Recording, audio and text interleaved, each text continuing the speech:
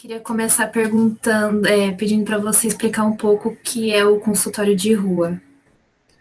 O consultório na rua, ele é um programa, né, do governo federal.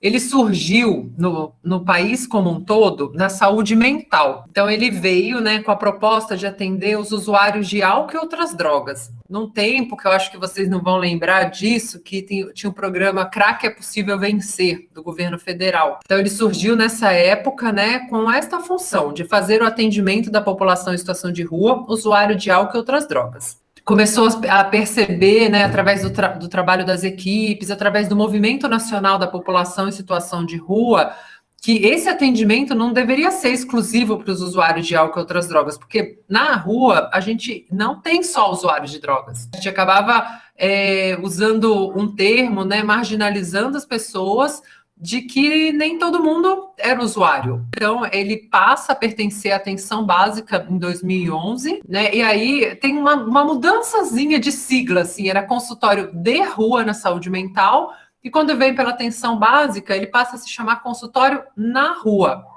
o que faz essa expansão do atendimento para todas as pessoas em situação de rua. O que é o consultório na rua? O consultório na rua, né, é um trabalho por uma equipe multidisciplinar. Ele existe em 3 modalidades. Ele já vem delimitado pelo governo federal.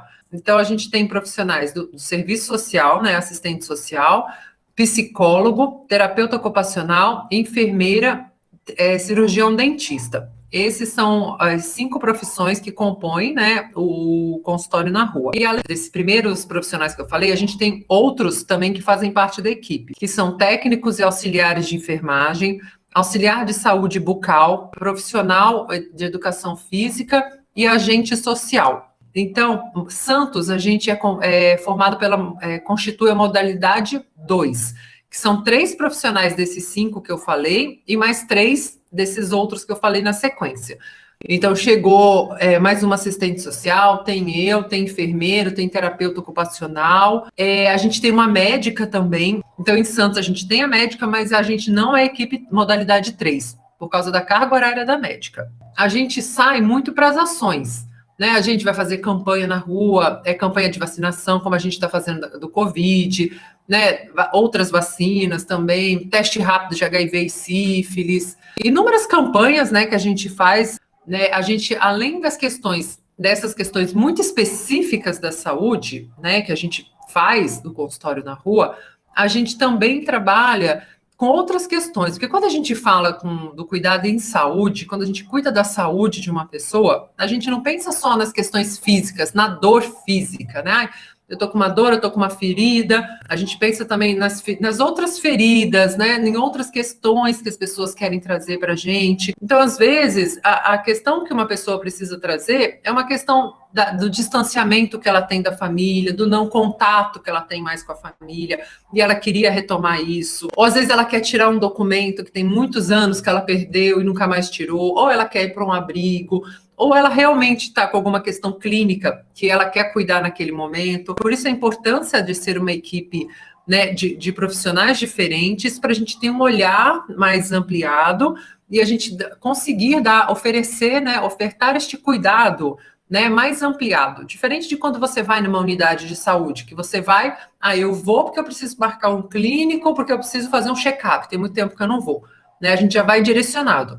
Na rua, não, né? A gente vai com esses vários olhares profissionais e aí a gente vai discutir, vai conversar isso com as pessoas na rua. Então, a gente tem que estar muito interligado, né, com essa rede de serviços também. Então, a gente tem muita parceria, né, com a equipe de abordagem, com o Centro Pop, que é uma parte da assistência social, que é a porta de entrada, né, para a população em situação de rua nos serviços da Secretaria de Assistência Social. Trabalhamos em conjunto com a equipe de abordagem, acessamos junto com a população em situação de rua o Centro Pop. O Centro Pop é um local, né, que é a porta de entrada para os serviços. Então, no Centro Pop é onde ele consegue fazer um lanche, né, tomar um banho, caso ele não esteja em algum abrigo, solicitar abrigamento, solicitar recâmbio, né? Eu sou de outra cidade, eu quero voltar para minha família, então a equipe vai fazer contato com a família,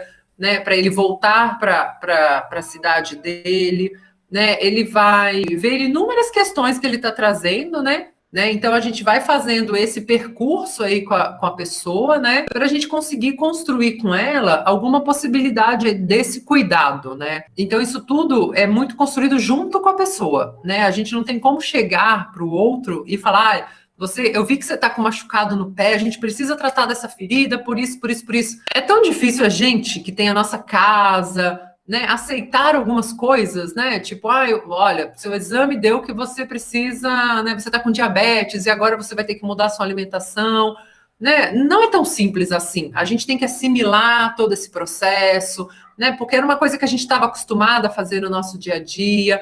Agora você imagina para a população em situação de rua, né? É a população que já está em extrema vulnerabilidade social, esquecida, né? Discriminada, né? Muitas vezes a sociedade não quer ver essa população que ela existe. A gente nunca vai poder chegar, né, para essa pessoa e falar, olha, você precisa cuidar dessa ferida que está no seu pé, porque senão você vai perder o seu pé. Aí a gente perdeu a possibilidade de construir com ela um cuidado. Então a gente vai chegar conversando, batendo um papo, trocando uma ideia, como a gente diz, né? E aí a gente vai junto com ela, né, vendo, e aí chega no momento que a gente já está com um pouco mais de liberdade, fala, olha, e seu pé? O que está acontecendo? Né? O que aconteceu no seu pé? E aí a gente vai construindo junto com ele toda a potência, né, que o ser humano tem. Todos nós temos muita potência, né, de vida, né? E aí como que a gente caminha nessa construção com ele?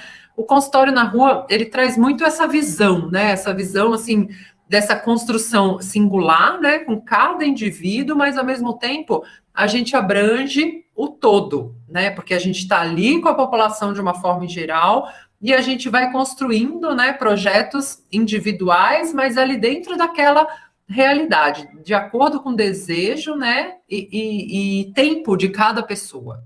Agora eu queria, assim, perguntar como que ele funciona assim no dia a dia. O que vocês fazem no dia a dia? Como que é um dia comum no consultório de rua? Ó, a gente, como é uma única equipe no município, a gente não consegue abranger todas as áreas. Então, o que a gente teve que fazer? A gente teve que delimitar os territórios, né? Alguns territórios de maior concentração de população em situação de rua. O consultório na rua ele atua na região do Mercado Municipal, que é bem perto da Unifesp, né? A gente está ali naquele território, né? Porque ali tem maior concentração de população em situação de rua do município. Então, é um local de grande atuação do consultório na rua, né? Então, a gente está nessas regiões. A orla, a gente não tem ponto fixo, como a gente tem nos outros locais. Então, a gente vai passando em alguns locais que a gente sabe que tem, né, algumas pessoas, porque são grupos menores. Então, a gente vai passando e tenta circular, né, do canal 1 até a ponta da praia, em alguns grupos que a gente... Então, esses são os locais, né, que a gente atua durante a semana. Cada dia da semana a gente está num desses locais. E aí a gente, num dia a dia, né, normal, assim, de atendimento, a gente sai do carro, a gente vai andar pelo território, né, porque tem algumas pessoas que acabam não acessando, mas como já tem muito tempo que a gente está nesses territórios, as pessoas conhecem. Porque o consultório na rua é um carro, ele é uma van adaptada, né? É uma van que tem a lateral, ela abre uma porta de correr e ela tem um consultório, ela tem uma pia, uma mesa, né? Uma cadeira que deita um pouquinho, que dá para fazer um atendimento, né? E atrás da van tem outro consultório, com mesa e cadeira. Então a gente consegue fazer um atendimento mais individual, né? Depende do que a pessoa quer trazer para a gente, né? Ele precisa desse momento só com alguém da equipe, então a gente consegue fazer isso na rua também, né? Tem a saúde mental também, tem os CAPs AD, né? Que algumas pessoas falam para a gente que gostaria de parar o uso da droga. Isso é uma questão também que a gente sempre trabalha na linha da redução de danos. Redução de danos é uma forma de você se aproximar e cuidar da pessoa, porque quando a gente chega e fala para ela, como eu usei o exemplo, né, da questão da diabetes, você tem que parar de comer doce, vem aquele impacto, né? Por que eu tenho que parar? E aí é muito difícil eu assimilar tudo isso de um momento para o outro, e eu tenho que parar, eu não sei se eu vou conseguir. E se eu começar a reduzir? Né? Então aí entra a redução de danos. E se eu começar a reduzir o uso da droga? Né? Como isso vai modificar a minha vida? O que eu posso fazer? Né? E aí a gente faz uma construção muito bonita, a gente tem umas experiências muito bonitas na redução de danos, Porque é isso, as pessoas começam a criar espaços para refletir, né, sobre a sua vida. Então, são histórias muito bonitas de ressignificância da vida, né? O ressignificado da vida. Como pode, a gente passa a enxergar, né, a vida de outra forma, né? Então, com pequenas construções que a gente consegue fazer, né? Não que não falte, gente, falta muitos serviços, né? Faltam muitas questões de políticas públicas, né, para a população em situação de rua, para nós, né, para a sociedade brasileira, né? Todos vocês estão vivendo, né, esse caos todo que a gente está passando politicamente, né?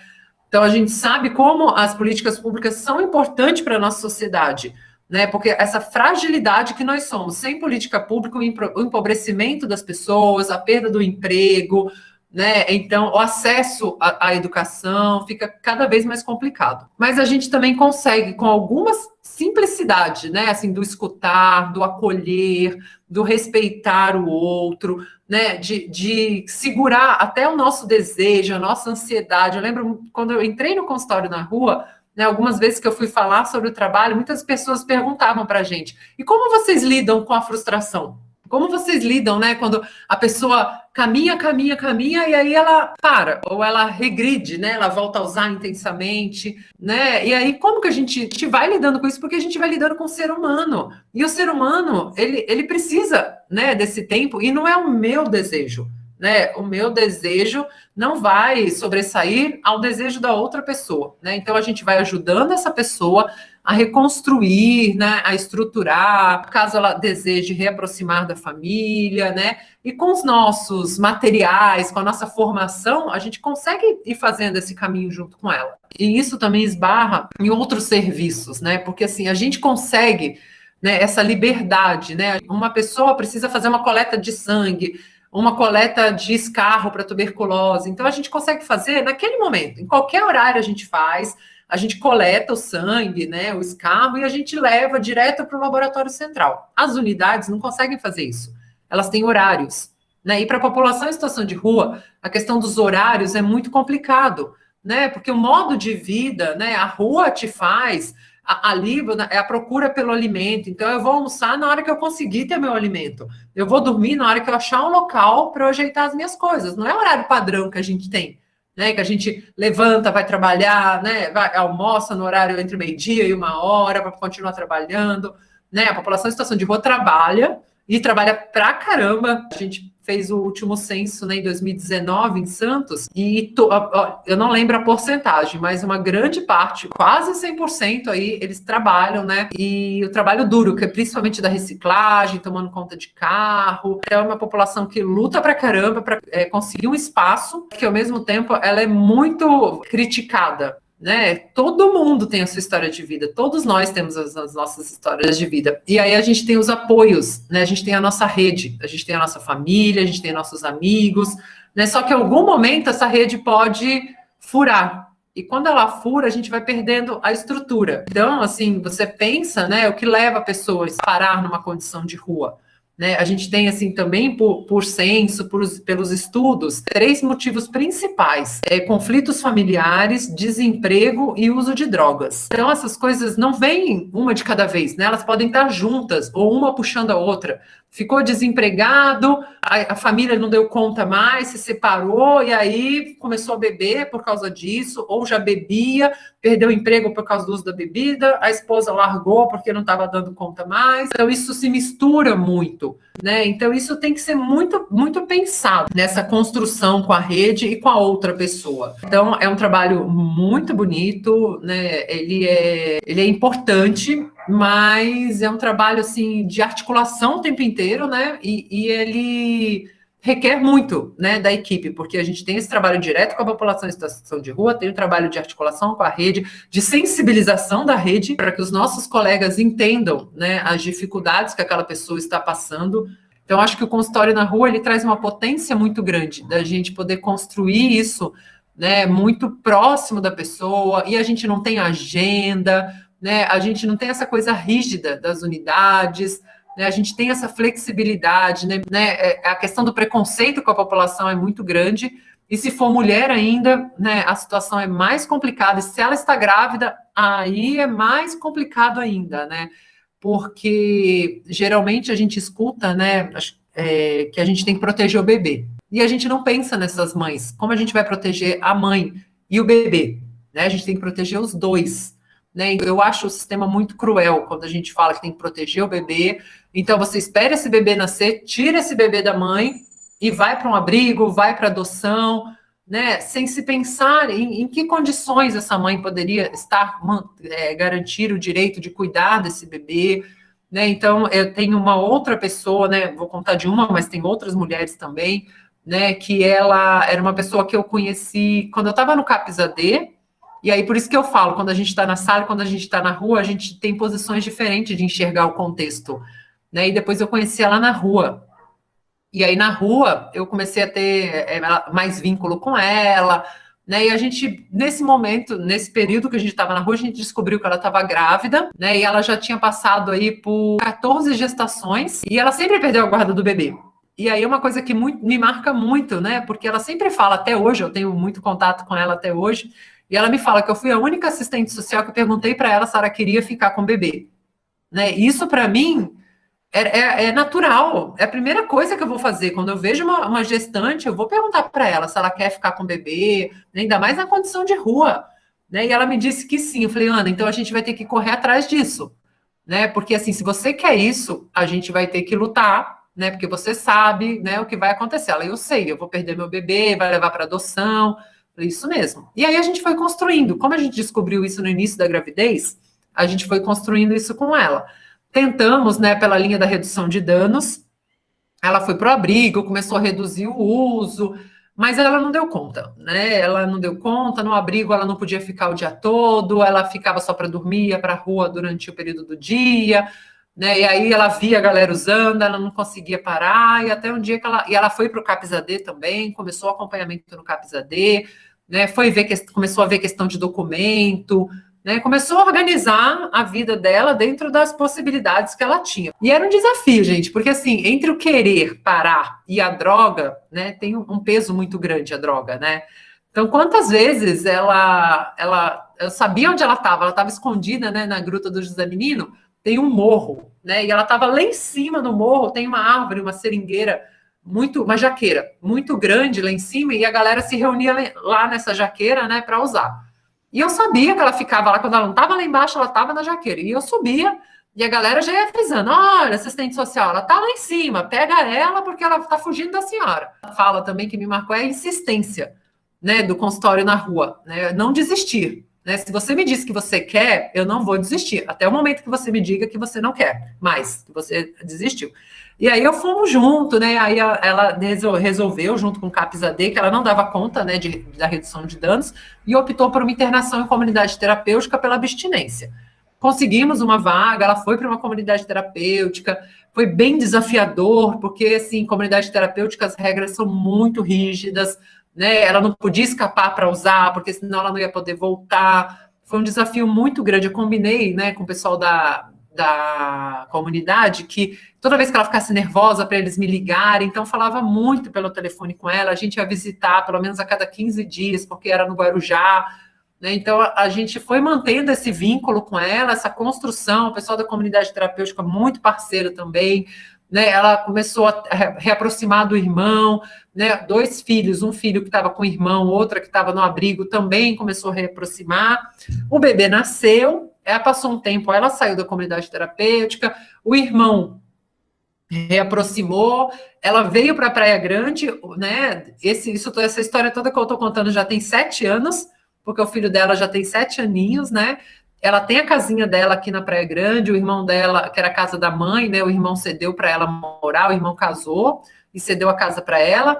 Ela reveu a guarda de 2 filhos, né? E hoje ela já é avó também, né? Ela trabalha, né? E ela não voltou a usar, porque ela diz que ela não tem condições, né? Ou ela para de vez, né? Como ela fez há mais de 7 anos, ou se ela usar de novo, ela vai se perder. Então, ela optou pela abstinência total. Né? Então, assim, são histórias muito bonitas, né? Assim, essa de proteção do bebê, né? E da mãe, assim, a gente protegeu totalmente esse bebê. A gente cuidou desse bebê. E a importância desse bebê estar com a mãe. né, desse vínculo, ele é muito importante durante a gestação, né? A gente escuta muito, mas ela prejudica o bebê, ela está usando crack, ela está bebendo, né?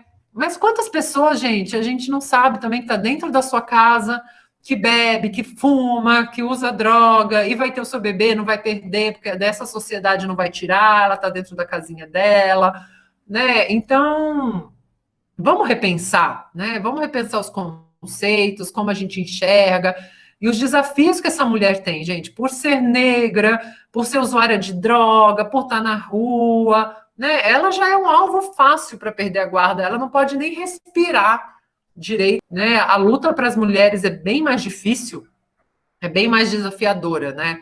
Até a existência na rua é mais desafiadora, porque a mulher ela acaba sofrendo mais abuso, né? Então ela acaba optando por ficar com uma pessoa, né? Mesmo que essa pessoa bata nela, né? Acontecem inúmeras violações de direito, mas pelo menos ela se sente protegida, porque se ela não tivesse com essa pessoa, ela podia estar apanhando, sendo abusada de inúmeras outras pessoas.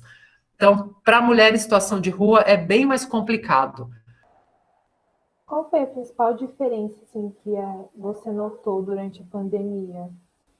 Então, mudou muito, né, Beatriz? Assim, a questão, primeiro, né, porque a gente na rua, por essa questão do preconceito, né, que a população em situação de rua vive, então a gente, com a questão que a gente tem muito vínculo, né, a questão do toque, do abraço, do beijo, do carinho, do sorriso, isso é muito importante no nosso dia a dia de trabalho. E de um dia para o outro a gente vestiu o jaleco, botou touquinha, botou máscara, né, tampamos, acabou a nossa expressão, acabou o nosso contato, né? Isso já é sofrido, muito sofrido, né? Eu sinto isso muito, porque eu sou muito do abraço, do toque, e a população em situação de rua sentiu muito isso também, né? Por uma população que já é discriminada, que as pessoas não querem, né? E a gente tem muito isso de sentar do lado, né? De ouvir, né? De mesmo que seja que a gente fale, hoje a gente só bateu um papo.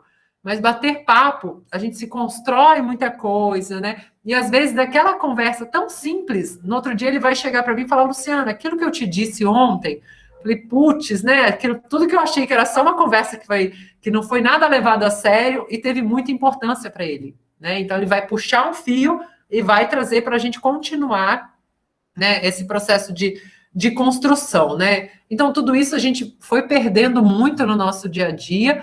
E a gente deixou de fazer os grupos, né? A gente começou a fazer um atendimento mais clínico, monitorando, né, as pessoas com sintomas de síndrome gripal, né, que é a característica aí do Covid. Então, teve um período muito grande que a gente ficou só nesse monitoramento, né? Depois a gente recebeu muitas doações, né? Até a semana passada a gente montamos kit higiene, papel higiênico, sabonete, álcool gel, escova de dente, pasta de dente, né, água, garrafinha de água, porque o acesso à água é uma coisa, outra discussão muito importante para a população em situação de rua, água potável para beber, locais para tomar banho, ir ao banheiro, né, então são questões que só pioraram com a pandemia, né. Se ele conseguia usar uma unidade de saúde antes da pandemia, na pandemia as unidades fecharam as portas, né, começou a reduzir para entrar na unidade, né, não era todo mundo, né, tinha um controle maior, então acesso ao banheiro, água potável, né, até banho ficou prejudicado, né, até o Centro Pop ampliar o horário, começar a trabalhar no final de semana também. Aí depois a gente começou, ano passado não tinha vacina do Covid, mas a gente intensificou a vacina da gripe, que era uma forma de proteção, principalmente para a população em situação de rua, né, o uso da máscara é muito complicado na rua, por mais que a gente entregue, que a gente oriente, mas é difícil demais, né, essa adesão ao uso da máscara, né? Então a gente foi buscando alternativas aí para a gente conseguir, né, dar um cuidado, né, de uma forma, numa condição muito diferente, né, do que a gente vivenciou até ali, e que a gente teve que se adaptar muito rapidamente, né? Muito sofrido, com certeza, mas que a gente teve que se adaptar, né? Uma boa parte da equipe acabou pegando o Covid, da unidade do Porto também, né, todos ficaram bem, mas também foi um momento muito desafiador, né? Quando agora, com a chegada da vacina do Covid, né? Outra briga para a gente conseguir com a gestão também a prioridade de vacina para a população em situação de rua, né? Então é muito difícil também para a gestão entender, né, a importância do cuidado com a população em situação de rua, né? Porque a prioridade é sempre para quem tem casa, né? Para quem tem seu endereço, que vai nas filas, né? Nos locais de vacinação. Agora, o foco principal, a gente tem os atendimentos, mas o foco principal é a gente conseguir avançar com a questão da vacinação da população em situação de rua, que é um grande desafio, né? Porque muitas pessoas fora desses territórios que a gente fica, elas estão esparramadas, né?